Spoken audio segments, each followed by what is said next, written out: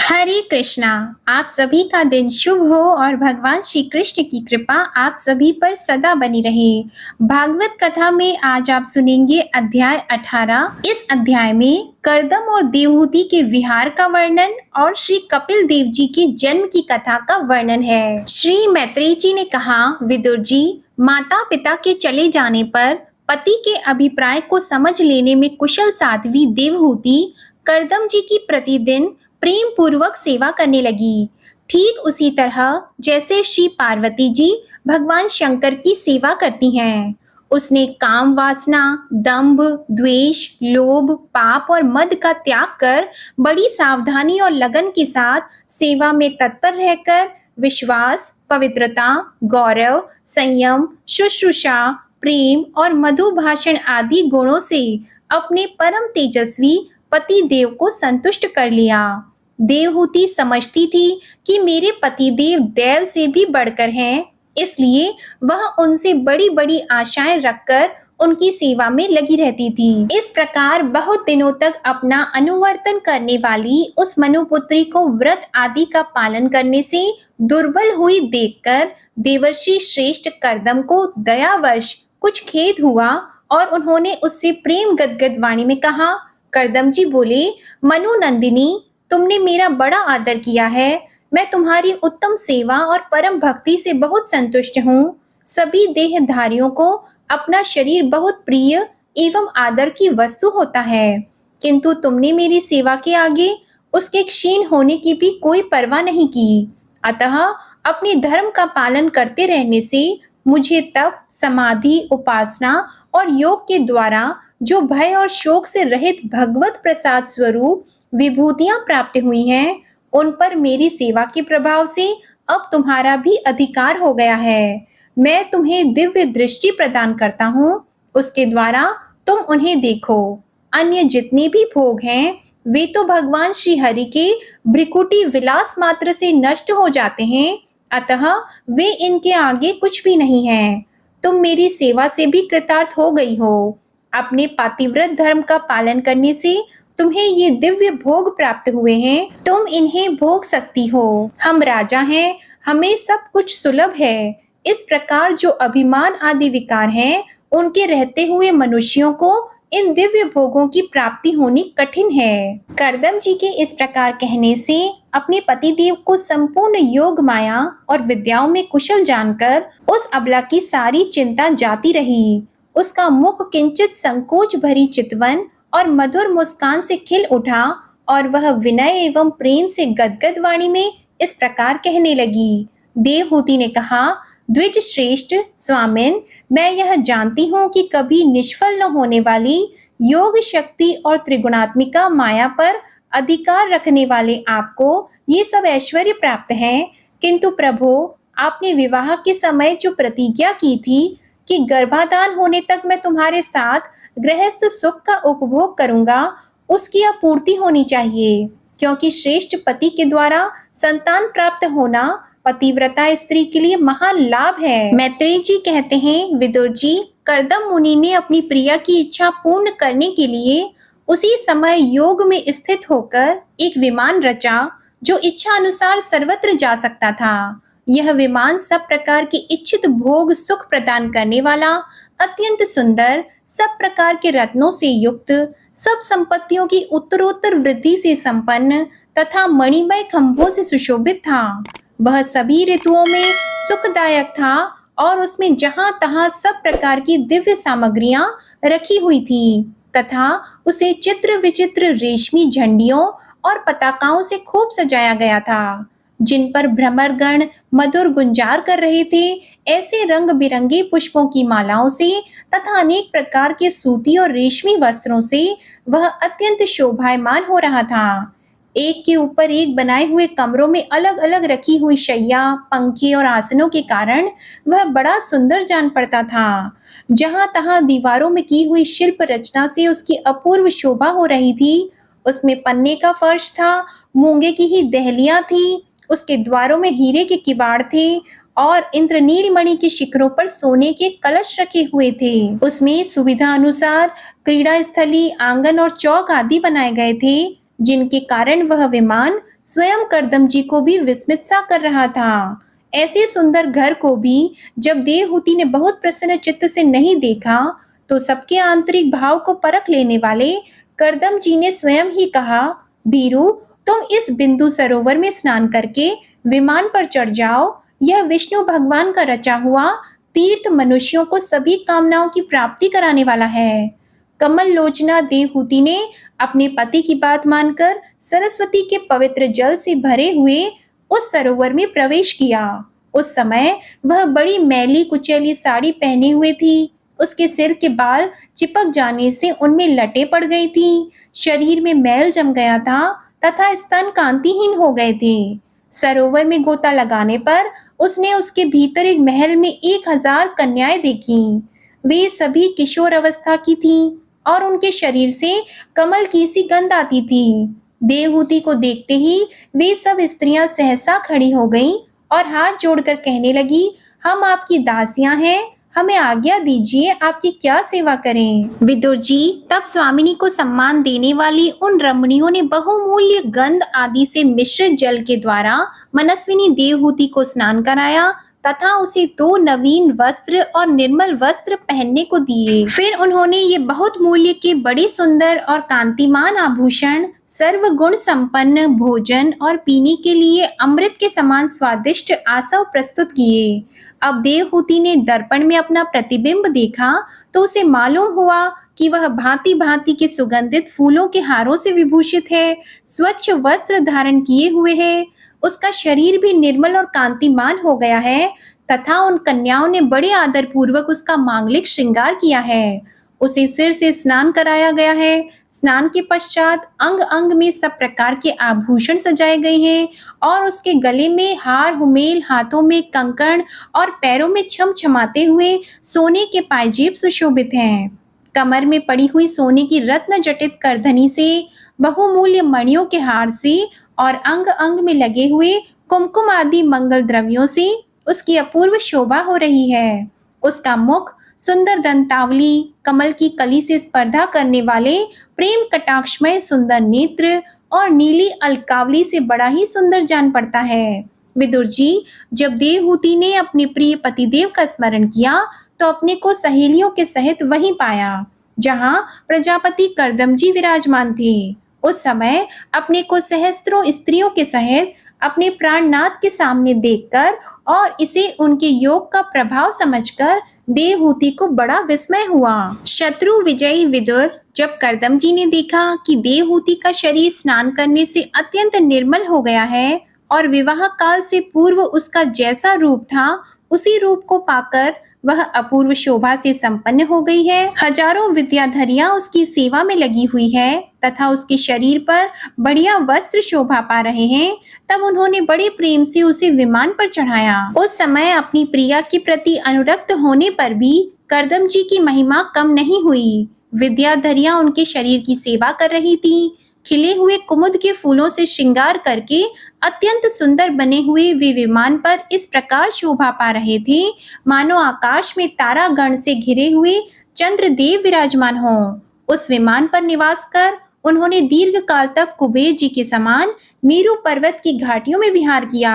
ये घाटियां 8 लोकपालों की विहार भूमि है। इनमें कामदेव को बढ़ाने वाली शीतल मंद सुगंध वायु चलकर इनकी कमनीय शोभा का विस्तार करती हैं तथा श्री गंगा जी के स्वर्ग लोक से गिरने की मंगलमय ध्वनि निरंतर गूंजती रहती है। उस समय भी दिव्य विद्याधरियों का समुदाय उनकी सेवा में उपस्थित था और सिद्धगण वंदना किया करते थे। इसी प्रकार प्राण प्रिय देवहूति के साथ उन्होंने वैश्रम्भक, सुरसन, नंदन, पुष्पभद्र और चैत्र रथ आदि अनेकों देवोद्यानों तथा मानस सरोवर में अनुराग पूर्वक विहार किया। उस कांतिमान और इच्छानुसार चलने वाले श्रेष्ठ विमान पर बैठकर वायु के समान सभी लोकों में विचरते हुए करदम जी विमान विहारी देवताओं से भी आगे बढ़ गए। विदुर जी, जिन्होंने भगवान के भव भयहारी पवित्र पाद पद्मों का आश्रय लिया है, उन धीर पुरुषों के लिए कौन सी वस्तु या शक्ति दुर्लभ है। इस प्रकार महायोगी करदम जी यह सारा भूमंडल जो द्वीप वर्ष आदि की विचित्र रचना के कारण बड़ा आश्चर्यमय प्रतीत होता है, अपनी प्रिया को दिखाकर अपने आश्रम को लौट आए। फिर उन्होंने अपने को 9 रूपों में विभक्त कर रति सुख के लिए अत्यंत उत्सुक मनु कुमारी देवहूति को आनंदित करते हुए उसके साथ बहुत वर्षों तक विहार किया, किंतु उनका इतना लंबा समय एक मुहूर्त के समान बीत गया। उस विमान में रति सुख को बढ़ाने वाली बड़ी सुंदर शैया का आश्रय लेकर अपने परम रूपवान प्रियतम के साथ रहती हुई देवहूति को इतना काल कुछ भी नहीं जान पड़ा। इस प्रकार उस कामासक्त दंपति को अपने योग बल से सैकड़ों वर्षों तक विहार करते हुए भी वह काल बहुत थोड़े समय के समान निकल गया। आत्मज्ञानी करदम जी सब प्रकार के संकल्पों को जानते थे, अतः देवहूति को संतान प्राप्ति के लिए उत्सुक देखकर तथा भगवान के आदेश को स्मरण कर उन्होंने अपने स्वरूप के 9 विभाग किए। इससे देवहूति के एक ही साथ 9 कन्याएं पैदा हुईं। वे सभी सर्वांग सुंदरी थीं और उनके शरीर से लाल कमल की सी सुगंध निकलती थी। इसी समय शुद्ध स्वभाव वाली सती देवहूति ने देखा कि पूर्व प्रतिज्ञा के अनुसार उसके पतिदेव संन्यास आश्रम ग्रहण करके वन को जाना चाहते हैं, तो उसने अपने आंसुओं को रोककर ऊपर से मुस्कुराते हुए व्याकुल एवं संतप्त हृदय से धीरे धीरे अति मधुर वाणी में कहा।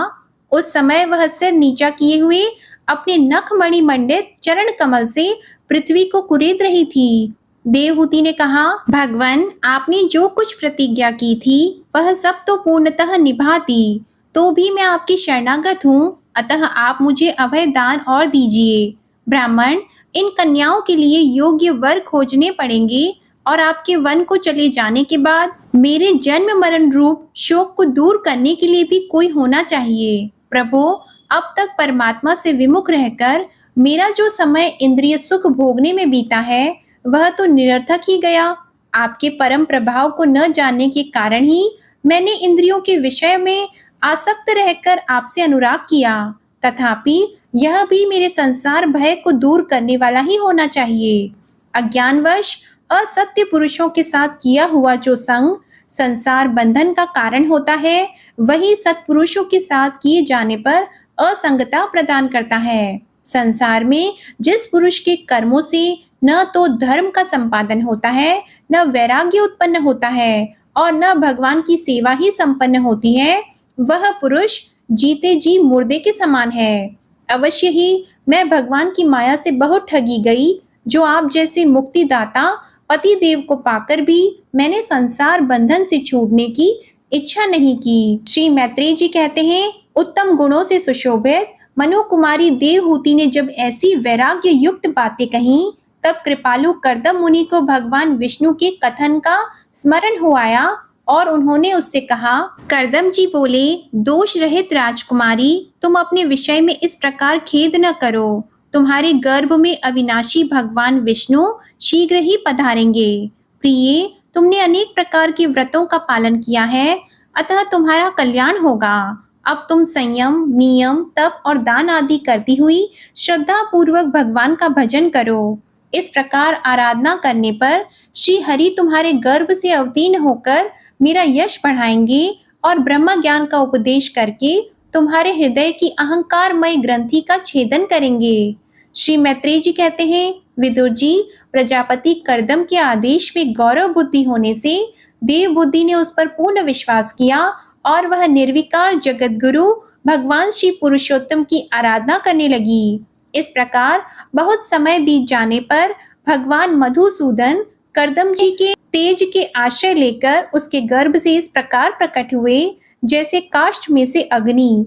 उस समय आकाश में मेघ जल बरसाते हुए गरज गरज कर बाजे बजाने लगे, गंधर्व गण गान करने लगे और अप्सराएं आनंदित होकर नाचने लगी। आकाश से देवताओं के बरसाए हुए दिव्य पुष्पों की वर्षा होने लगी। जलाशयों का जल निर्मल हो गया और सभी जीवों के मन प्रसन्न हो गए। इसी समय सरस्वती नदी से घिरे हुए करदम जी के उस आश्रम में मरीचि आदि मुनियों के सहित श्री ब्रह्मा जी आए। शत्रु दमन विदुर जी स्वतः सिद्ध ज्ञान से संपन्न अजन्मा ब्रह्मा जी को यह मालूम हो गया था कि साक्षात पर ब्रह्मा भगवान विष्णु सांख्य शास्त्र का उपदेश करने के लिए अपने विशुद्ध सत्वमय अंश से अवतीर्ण हुए हैं। अतः भगवान जिस कार्य को करना चाहते थे उसका उन्होंने विशुद्ध चित्त से अनुमोदन एवं आदर किया और अपनी संपूर्ण इंद्रियों से प्रसन्नता प्रकट करते हुए करदम जी से इस प्रकार कहा। श्री ब्रह्मा जी ने कहा, प्रिय करदम, तुम दूसरों को मान देने वाले हो। तुमने मेरा सम्मान करते हुए जो मेरी आज्ञा का पालन किया है, इससे तुम्हारे द्वारा निष्कपट भाव से मेरी पूजा संपन्न हुई है। पुत्रों को अपने पिता की सबसे बड़ी सेवा यही करनी चाहिए कि जो आज्ञा ऐसा कहकर आदर पूर्वक उनके आदेश को स्वीकार करें। बेटा, तुम सभ्य हो। तुम्हारी ये सुंदरी कन्याएं अपने वंशों के द्वारा इस सृष्टि को अनेक प्रकार से बढ़ाएंगी। अब तुम इन मरीचि आदि मुनिवरों को इनके स्वभाव और रुचि के अनुसार अपनी कन्याएं समर्पित करो और संसार में अपना सुयश फैलाओ।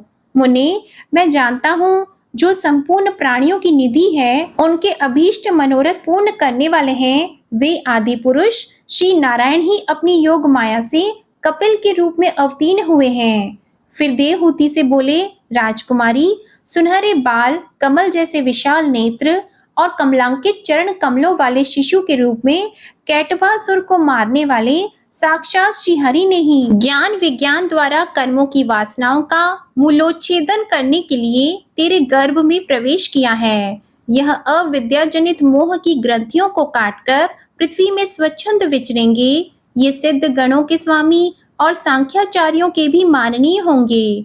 लोक में तेरी कीर्ति का विस्तार करेंगे और कपिल नाम से विख्यात होंगे। श्री मैत्रेय जी कहते हैं, विदुर जी, जगत की सृष्टि करने वाले ब्रह्मा जी उन दोनों को इस प्रकार आश्वासन देकर नारद और सनकादि को साथ लेकर हंस पर चढ़कर ब्रह्मलोक को चले गए। ब्रह्मा जी के चले जाने पर करदम जी ने उनके आज्ञा अनुसार मरीचि आदि प्रजापतियों के साथ अपनी कन्याओं का विधि पूर्वक विवाह कर दिया। उन्होंने अपनी कला नाम की कन्या मरीचि को, अनसुया अत्रि को, श्रद्धा अंगिरा को और हविर्भू पुलसत्य को समर्पित की। पुलह को उनके अनुरूप गति नाम की कन्या दी। क्रतु के साथ परम साध्वी क्रिया का विवाह किया। भृगु जी को ख्याति और वशिष्ठ जी को अरुंधति समर्पित की। अथर्वा ऋषि को शांति नाम की कन्या दी, जिससे यज्ञ कर्म का विस्तार किया जा सके। करदम जी ने उन विवाहित ऋषियों का उनकी पत्नियों के सहित खूब सत्कार किया। विदुर जी, इस प्रकार विवाह हो जाने पर वे सब ऋषि करदम जी की आज्ञा लेकर अति आनंद पूर्वक अपने अपने आश्रम को चले गए। करदम जी ने देखा कि उनके यहाँ साक्षात देवादिदेव श्री हरि ने ही अवतार लिया है, तो वे एकांत में उनके पास गए और उन्हें प्रणाम करके इस प्रकार कहने लगे, अहो, अपने पाप कर्मों के कारण इस दुखमय संसार में नाना प्रकार से पीड़ित होते हुए पुरुषों पर देवगण तो बहुत काल बीतने पर प्रसन्न होते हैं, किंतु जिनके स्वरूप को योगी जन अनेकों जन्मों के साधन से सिद्ध हुई सुदृढ़ समाधि के द्वारा एकांत में देखने का प्रयत्न करते हैं, अपने भक्तों की रक्षा करने वाले वे ही श्री हरि हम विषय लोलुपों के द्वारा होने वाली अपनी अवज्ञा का कुछ भी विचार न कर आज हमारे घर अवतीर्ण हुए हैं। आप वास्तव में अपने भक्तों का मान बढ़ाने वाले हैं। आपने अपने वचनों को सत्य करने और सांख्य योग का उपदेश करने के लिए ही मेरे यहाँ अवतार लिया है। भगवान, आप प्राकृत रूप से रहित हैं। आपके जो चतुर्भुज आदि अलौकिक रूप हैं, वे ही आपके योग्य हैं, तथा जो मनुष्य सदृश रूप आपके भक्तों को प्रिय लगते हैं, वे भी आपको रुचिकर प्रतीत होते हैं। आपका पाठ पीठ तत्व ज्ञान की इच्छा से विद्वानों द्वारा सर्वदा वंदनीय है, तथा आप ऐश्वर्य, वैराग्य, यश, ज्ञान और श्री इन छहों ऐश्वर्यों के पूर्ण हैं। मैं आपकी शरण में हूँ। भगवान, आप पर ब्रह्मा हैं। सारी शक्तियाँ आपके अधीन हैं। प्रकृति, पुरुष, महतत्व, काल, त्रिविध अहंकार, समस्त लोक एवं लोकपालों के रूप में भी आप ही प्रकट हैं, और आप सर्वज्ञ परमात्मा ही इस सारे प्रपंच को चेतन शक्ति के द्वारा अपने में ही लीन कर लेते हैं। अब मैं संन्यास मार्ग को ग्रहण कर आपका चिंतन करते हुए शोक रहित होकर विचरूंगा। आप समस्त प्रजाओं के स्वामी हैं, अतएव इसके लिए मैं आपकी आज्ञा चाहता हूँ। श्री भगवान ने कहा, मुनि, वैदिक और लौकिक सभी कर्मों में संसार के लिए मेरा कथन ही प्रमाण है। इसलिए मैंने जो तुमसे कहा था कि मैं तुम्हारे यहाँ जन्म लूंगा, उसे सत्य करने के लिए ही मैंने यह अवतार लिया है। इस लोक में मेरा यह जन्म लिंग शरीर से मुक्त होने की इच्छा वाले मुनियों के लिए आत्मदर्शन में उपयोगी प्रकृति आदि तत्वों का विवेचन करने के लिए ही हुआ है। आत्मज्ञान का यह सूक्ष्म मार्ग बहुत समय से लुप्त हो गया है। इसे फिर से प्रवर्तित करने के लिए ही मैंने यह शरीर ग्रहण किया है, ऐसा जानो। मुने, मैं आज्ञा देता हूँ, तुम इच्छा अनुसार जाओ और अपने संपूर्ण कर्म मुझे अर्पण करते हुए दुर्जय मृत्यु को जीतकर मोक्ष पद प्राप्त करने के लिए मेरा भजन करो। मैं स्वयं प्रकाश और संपूर्ण जीवों के अंतःकरणों में रहने वाला परमात्मा ही हूँ। अतः जब तुम विशुद्ध बुद्धि के द्वारा अपने अंतःकरण में मेरा साक्षात्कार लोगे, तब सब प्रकार के शोकों से छूटकर मोक्ष प्राप्त कर लोगे। माता देवहूति को भी मैं संपूर्ण कर्मों से छुड़ाने वाला आत्मज्ञान प्रदान करूंगा, जिससे यह संसार रूप भय से पार हो जाएगी। श्री मैत्रेय जी कहते हैं, भगवान कपिल के इस प्रकार कहने पर प्रजापति कर्दम जी उनकी परिक्रमा करके प्रसन्नता पूर्वक वन को चले गए। वहां अहिंसामय संन्यास धर्म का पालन करते हुए वे एकमात्र श्री भगवान की शरण हो गए तथा अग्नि और आश्रम का त्याग करके निसंग भाव से पृथ्वी पर विचरने लगे। जो कार्य कारण से अतीत है, सत्व आदि गुणों का प्रकाशक एवं निर्गुण है और अनन्य भक्ति से ही प्रत्यक्ष होता है, उस पर ब्रह्मा में उन्होंने अपना मन लगा लिया। वे अहंकार, ममता और सुख दुख आदि द्वंद्वों से छूटकर भेद दृष्टि से रहित होकर सब में अपने आत्मा को ही देखने लगे। उनकी बुद्धि अंतर्मुख एवं शांत हो गई। उस समय धीर कर्दम जी शांत लहरों वाले समुद्र के समान जान पड़ने लगे। परम भक्ति भाव के द्वारा सर्व अंतर्यामी सर्वज्ञ श्री वासुदेव में मन स्थिर जाने से वे सारे बंधनों से मुक्त हो गए। संपूर्ण भूतों में अपने आत्मा श्री भगवान को और संपूर्ण भूतों को आत्म स्वरूप श्री हरि में स्थित देखने लगे। इस प्रकार इच्छा और द्वेष से रहित सर्वत्र समबुद्धि और भगवत भक्ति से संपन्न होकर श्री कर्दम जी ने भगवान का परम पद प्राप्त कर लिया। जय श्री कृष्णा। आज की कथा समाप्त होती है। इसके आगे की कथा आप अगले अध्याय में सुनेंगे। आपको आज की कथा अच्छी लगी हो तो प्लीज वीडियो को लाइक कीजिएगा, कमेंट में भगवान श्री कृष्ण की जय लिखिएगा और चैनल को सब्सक्राइब कीजिएगा। धन्यवाद।